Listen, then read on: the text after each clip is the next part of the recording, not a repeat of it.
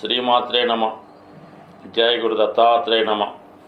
ఈ వీడియోలో మనం శ్రీ విశ్వావసునామ సంవత్సర ఉగాది ఫలితాలు కన్యా రాశి వారికి ఏ విధంగా ఉండబోతున్నాయి అని తెలుసుకునే ప్రయత్నంలో మరి కన్యా రాశి వారికి ఈ సంవత్సరం ఆదాయం 14, వ్యయం 2గా నిర్ణయించడం జరిగింది. అయితే ఏంటంటే కన్యా రాశి వారు ఏ విషయాన్నైనా సరే వాళ్ళకి అనుకూలంగా మార్చుకోవడం జరుగుతూ ఉంటుంది. అందువలన ఏంటంటే వీళ్ళకి ఎప్పుడు కూడా ఆదాయం అన్నది ఎక్కువ రావడం జరుగుతూ ఉంటుంది. అంటే ఖర్చు కన్నా ఆదాయం ఎక్కువ ఉంటుంది. దానివల్ల వాళ్ళు వచ్చిన ఆదాయాన్ని కూడా జాగ్రత్తగా ఇన్వెస్ట్ చేసుకోవడం జరుగుతూ ఉంటుంది. కాబట్టి మరి ఈ సంవత్సరం కూడా వీళ్ళకి ఆదాయం 14 పాయింట్ రావడం వల్ల ఇంచుమించుగా వీరి యొక్క వ్యక్తిగత ఆదాయంతో పాటు కుటుంబ సభ్యులకు కూడా ఏదో ఒక ఉద్యోగం లాంటిది రావడం వల్ల వాళ్ళు కూడా మీ యొక్క వ్యాపారంలో భాగస్వాములు అవడం వలన అయితేనే వ్యక్తిగతంగా ఆదాయం పెరుగుతుందంటే మీకు కుటుంబ సభ్యులు బయట వారి యొక్క సహకారం బాగుంది, వ్యాపారం చాలా బాగా నడుస్తుంది, ఖాతాదారులు పెరుగుతారు, అరువు లేకుండా అంతా క్యాష్కే మీకు ట్రాన్సాక్షన్ జరుగుతాయి. అందువలన ఆదాయం ఓకే. వ్యయం 2 అంటే చాలా జాగ్రత్తగా ఖర్చు పెట్టుకోవడం జరుగుతుంది. అంటే ఇంట్లో అందరూ సంపాదించడం వల్ల ఆటోమేటిక్గా ఖర్చు పెట్టడానికి పెద్దగా ఏమీ టైం ఉండదు. కేవలం ఇంట్లో నిత్యావసరాలకే ఖర్చు రావడం వల్ల ఎక్కువ సమయం మీరు పొదుపు చేసుకోవడం జరుగుతూ ఉంటుంది.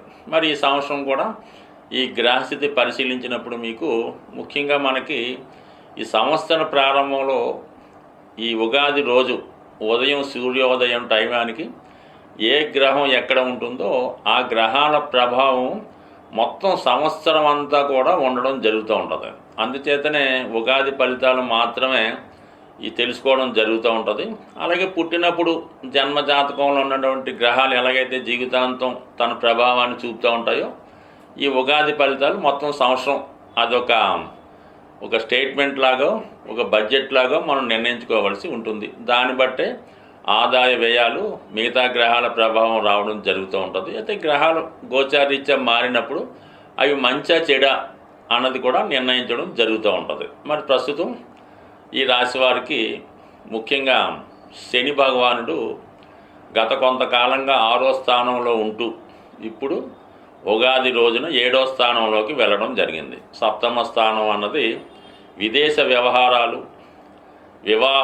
వివాహం తర్వాత జీవితం, అలాగే అఫైర్సు, అలాగే మీ యొక్క కస్టమర్సు, ఖాతాదారులు, అలాగే ఉద్యోగపరంగా కూడా చెప్పడం జరుగుతుంది. అంటే దశమం సప్తమం కాబట్టి ఉద్యోగ విషయాలు కూడా 7వ స్థానం బట్టి చెప్పడం జరుగుతూ ఉంటుంది. అందుకనే చాలామందికి వివాహం తర్వాత జీవితంలో మార్పు రావడం జరుగుతూ ఉంటుంది. కొంతమందికి వివాహం అయిన వెంటనే ఒక మంచి ఉద్యోగం రావడం, సక్సెస్ అవ్వడం జరుగుతూ ఉంటాయి. కొంతమందికి వివాహం జరిగిన వెంటనే ఉన్న ఉద్యోగం పోగొట్టుకోవడం, వ్యాపారంలోకి దిగడం, అక్కడ నష్టపోవడం, చివరికి ఇబ్బంది కూడా జరుగుతుంటుంది. కాబట్టి నమ్మినా నమ్మకపోయినా వివాహ వ్యవస్థ అంటే వివాహం మీదే జాతకుడి ఉద్యోగం ఆధారపడి ఉంటుంది.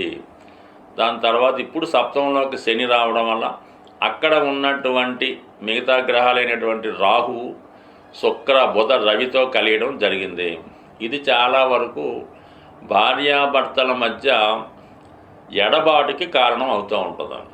అంటే సాధారణంగా ఏంటంటే 7వ ఈ పాపగ్రహాలు వచ్చినప్పుడు భర్తకి లేదా భార్యకి ఏదైనా విదేశ అవకాశం రావడం కానీ, వేరే ప్రాంతంలో ఉద్యోగరీత్యా మారవలసి రావడం కానీ రావచ్చు. అది ఒక విధంగా మంచి జరుగుతుంది, ఉద్యోగరీత్యా బాగుంటుంది. కానీ పర్సనల్ లైఫ్లో కొద్దిగా ఈ యొక్క వివాహ జీవితానికి, దాంపత్య జీవితానికి ఒక ఇబ్బంది కలగడం జరుగుతూ ఉంటుంది. అది జాగ్రత్తగా మేనేజ్ చేసుకోవలసి ఉంటుంది. దాని తర్వాత ఏంటంటే 7వ ఉన్నటువంటి శని భగవానుడు 7వ దృష్టితో కన్యా రాశి, కన్యా లగ్నాన్ని వీక్షిస్తుంటాడు. అయితే మీకు శని యొక్క దృష్టి వల్ల టెంపరీగా ప్రతి పని ప్రారంభించడానికి చాలా కష్టపడి ఉంటుంది. ముఖ్యంగా ఈ రాశిలో ఉన్నటువంటి విద్యార్థులు మరి శని యొక్క దృష్టి వల్ల పోస్ట్పోన్ మెంటాలిటీ, బద్ధకం లాంటిది ఏర్పరచుకోవడం జరుగుతూ ఉంటుంది. చదివిని చాలా వరకు మర్చిపోతుంటారు. కాబట్టి ముఖ్యంగా కన్యా లగ్నం, కన్యా రాశిలో ఉన్నటువంటి విద్యార్థుల యొక్క తల్లిదండ్రులు వీళ్ళ మీద ప్రత్యేక దృష్టి పెట్టవలసి ఉంటుంది. ఎందుకంటే కరెక్ట్గా మీకు పరీక్షల టైము ఇవన్నీ ప్రారంభం అన్నాకి శని భగవానుడి దృష్టి వల్ల ఏంటంటే కొద్దిగా అనుకున్న ఫలితాలు రాకపోవచ్చు. దానివల్ల కొద్దిగా కష్టపడడం మంచిది. అలాగే పెద్దవారికి కూడా మరి హెల్త్ పరమైన ఇబ్బందులు రావచ్చు, బద్ధకం పెరగవచ్చు, బాడీ పెయిన్స్ రావచ్చు. కొద్దిగా యాక్టివ్గా ఉండే ప్రయత్నం చేయడం, వ్యాయామం, నడక లాంటివి చేసుకుంటే శని యొక్క ప్రభావం నుంచి బయటపడవచ్చు.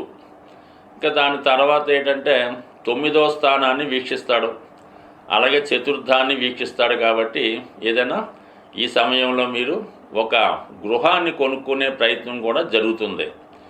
కారణం ఏంటంటే గురువు కూడా మిమ్మల్ని మే 15 తర్వాత 4వ స్థానాన్ని వీక్షించడం వల్ల కన్యా రాశి వారికి ఈ సంవత్సరంలో మాత్రం కంపల్సరిగా ఒక గృహయోగం అన్నది ఏర్పడడం జరుగుతుంది. కాబట్టి ఆ విధంగా కూడా మీరు ప్రయత్నం చేయడం మంచిది.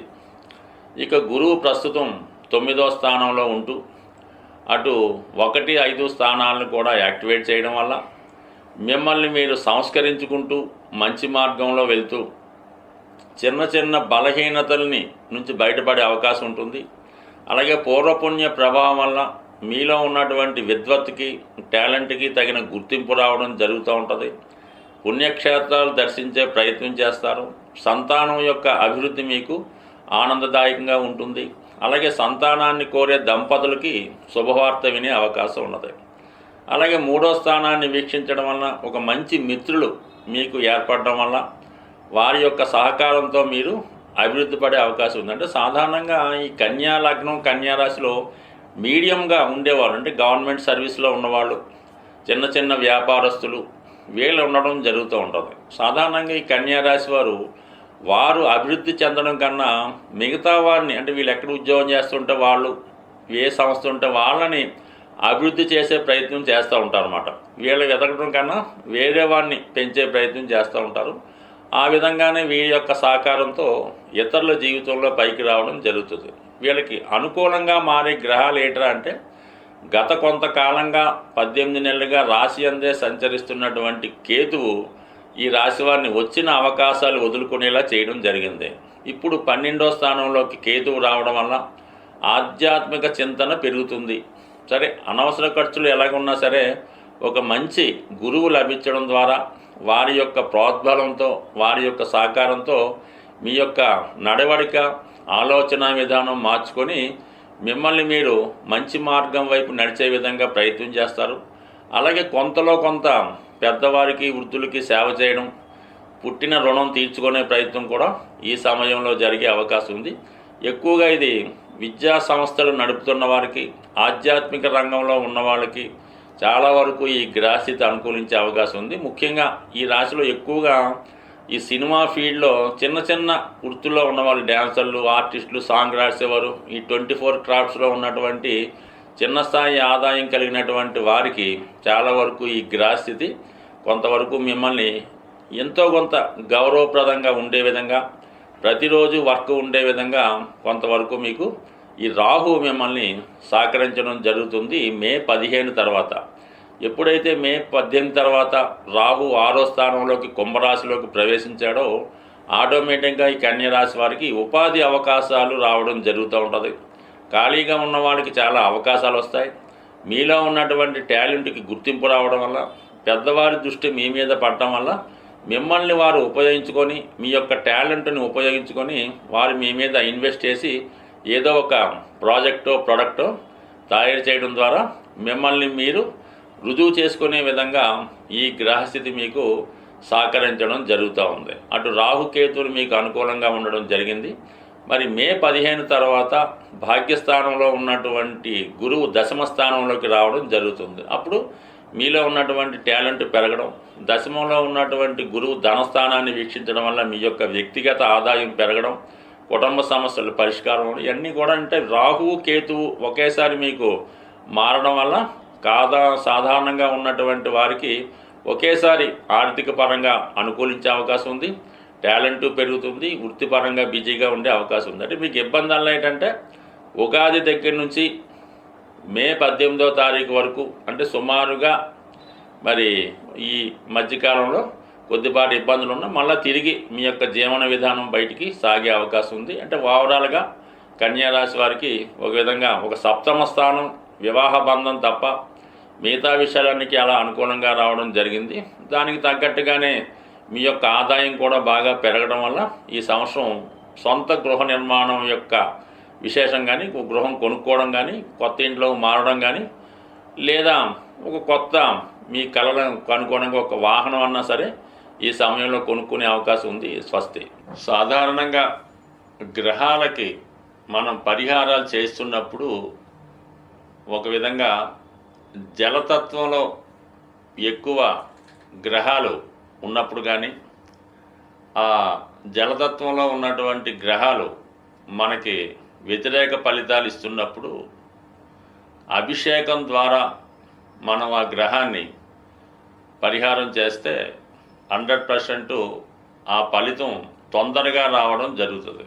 ఇప్పుడు మనకి ఈ మీనరాశిలో 6 గ్రహాలు ఉండగా ఈ సంవత్సరం ప్రారంభమైంది కాబట్టి అందులో మిత్రగ్రహాలు ఒకటే ఉంటే పర్వాలేదు, శత్రుగ్రహాలు కూడా ఉండడం వల్ల, అంటే శుక్రుడికి రవికి వ్యతిరేకత, శనికి రవికి వ్యతిరేకత, ఈ విధంగా ఒక రాశిలో ఈ పాపగ్రహాలు చేరినప్పుడు ఆ భావం యొక్క ఫలితాన్ని సంపూర్ణంగా నాశనం చేయడం జరుగుతూ ఉంటుంది.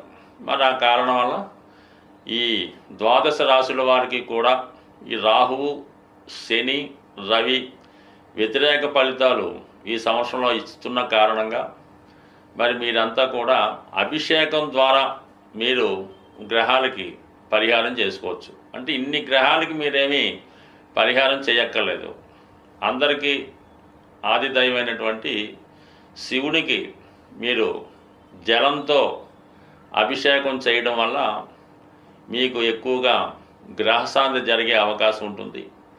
అలాగే మీరు ఏదైనా ఒక పుణ్య నది స్నానం ద్వారా ఖచ్చితంగా ఈ గ్రహాల యొక్క ఫలితాల నుంచి, అంటే పాప ఫలితాల నుంచి బయటపడే అవకాశం ఉంది. కాబట్టి మరి విధి విధానంగా అన్ని రాశుల వారికి సులభంగా మీరు పరిహారం పొందాలంటే ఒకటేంటంటే శివుడికి మాస శివరాత్రి రోజు అభిషేకం చేసుకోవడం, అవకాశం ఉన్నప్పుడు పుణ్యనది స్నానం చేయడం ద్వారా మీరు పునీతులయ్యే అవకాశం ఉంది.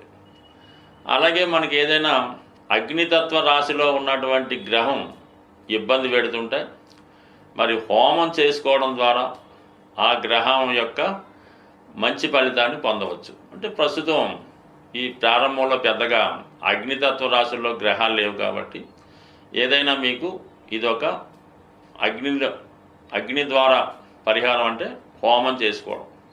అయితే భూతత్వ రాశులైనటువంటి వృషభం, మకరం, కన్య రాశుల్లో పాపగ్రహాలు ఉన్నప్పుడు వాటి పరిహారం నిమిత్తం మీరు మరి దైవానికి ప్రసాదాలు పెట్టడం ద్వారా పరిహారం పొందొచ్చు. ఒక విధంగా అన్నదానం ద్వారా మీరు ఆ గ్రహాల యొక్క, అంటే ఆ రాశి యాక్టివేట్ అయితే ఆటోమేటిక్గా అందులో ఉన్నటువంటి గ్రహం మంచి ఫలితం ఇస్తుంది. కాబట్టి మరి కేతుగ్రహ అనుగ్రహం కోసం అన్న సంతర్పణ ద్వారా, అన్నదానం ద్వారా ఫలితాన్ని పొందొచ్చు.